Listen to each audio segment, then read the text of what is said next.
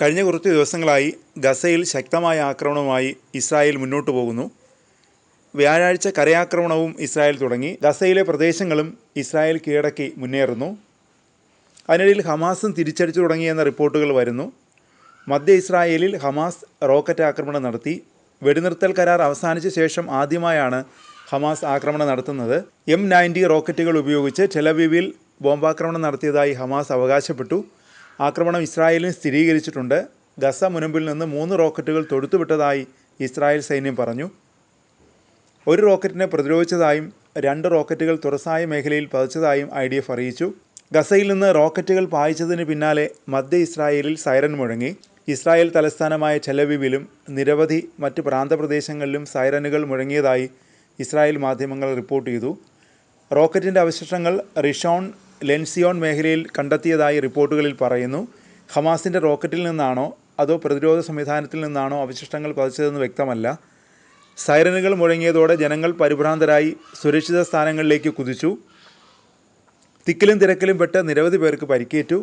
Yemen സായുധ ഗ്രൂപ്പായ ഹൂതികളും Israel ആക്രമണം നടത്തി. പിന്നാലെയാണ് ഹമാസും പോരാട്ടം ആരംഭിച്ചത്. ഗസയിൽ ഇസ്രായേൽ നടത്തുന്ന ആക്രമണങ്ങൾക്ക് തിരിച്ചടിയായി ഇസ്രായേലിലും അതിശക്തമായ ആക്രമണം ഹൂതികൾ നടത്തി.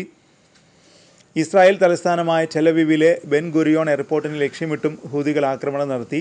വ്യാഴാഴ്ച രാവിലെയാണ് എയർപോർട്ട് ആക്രമിച്ചത്. ദീർഘദൂര ബാലിസ്റ്റിക് മിസൈൽ ഉപയോഗിച്ചാണ് എയർപോർട്ട് ആക്രമിച്ചതെന്ന് ഹൂതികൾ അവകാശപ്പെട്ടു. ടെലവീവിലെ ബെൻ ഗുരിയോൺ എയർപോർട്ടിനെ ലക്ഷ്യമിട്ട് സൈനിക ആക്രമണം നടത്തി. ഹൈപ്പർസോണിക് ബാലിസ്റ്റിക് മിസൈൽ ഉപയോഗിച്ചാണ് ആക്രമണം നടത്തിയത്. ആക്രമണം ലക്ഷ്യം കണ്ടതായും ഹൂതി സൈനിക വക്താവ് യഹിയ സാരി പ്രസ്താവനയിൽ അറിയിച്ചു. ഗസയിൽ വൻ ആക്രമണമാണ് ഇസ്രായേൽ നടത്തിയത്. 400-ലധികം പേർക്ക് ജീവൻ നഷ്ടപ്പെട്ടു. പിന്നാലെ ഗസയുടെ പ്രദേശങ്ങൾ തിരിച്ചു പിടിക്കുന്നതായി ഇസ്രായേൽ പ്രഖ്യാപിക്കുകയും ചെയ്തു. ടാർഗറ്റഡ് ഗ്രൗണ്ട് ഓപ്പറേഷൻ എന്നാണ് ഇസ്രായേൽ ആക്രമണങ്ങൾക്ക് നൽകിയിരിക്കുന്ന പേര്. ഗസയുടെ പ്രദേശങ്ങൾ ഓരോന്നായി പിടിച്ചെടുക്കുമെന്ന് ഇസ്രായേൽ സൈന്യമായ IDF വ്യക്തമാക്കി. വ്യോമാക്രമണം നടത്തിയതിൻ്റെ അടുത്ത ദിവസമായിരുന്നു ടാർഗറ്റഡ് ഗ്രൗണ്ട് ഓപ്പറേഷൻ IDF ആരംഭിച്ചത്. ഹമാസ് തടവിലാക്കിയ ബന്ദികളെ മുഴുവൻ വിട്ടയക്കും വരെ യാതൊരു ചർച്ചയ്ക്കും തയ്യാറല്ലെന്നും ഗസയിൽ ആക്രമണം തുടരുമെന്നും പ്രധാനമന്ത്രി ബെഞ്ചമിൻ നെതന്യാഹു വ്യക്തമാക്കി. ഗസയെ വിഭജിക്കുന്ന നെറ്റ്സാരിം ഇടനാഴിയുടെ ഒരു ഭാഗം മുഴുവൻ ഇസ്രായേൽ സൈന്യം തിരിച്ചു പിടിച്ചതായും റിപ്പോർട്ടുകൾ പറയുന്നു. ഇസ്രായേൽ ബന്ദികളെ ഹമാസ് മോചിപ്പിക്കുകയും പ്രദേശത്തിൻ്റെ നിയന്ത്രണം ഉപേക്ഷിക്കുകയും ചെയ്യുന്നതുവരെ ആക്രമണങ്ങൾ ഇനിയും കൂടുതൽ ശക്തമാക്കുമെന്നാണ് ഇസ്രായേൽ ഹമാസിന് നൽകുന്ന മുന്നറിയിപ്പ്.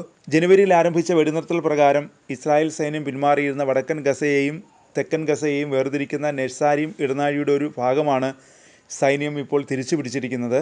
തെക്കൻ ഗസയിലേക്ക് കൂടുതൽ സൈന്യത്തെ അയച്ച ഇസ്രായേലിൻ്റെ നടപടി ഒരു പൂർണ്ണ തോതിലുള്ള യുദ്ധത്തിലേക്ക് മടങ്ങുമോ എന്ന ഭയം ഉയർത്തിയിരിക്കുകയാണ്.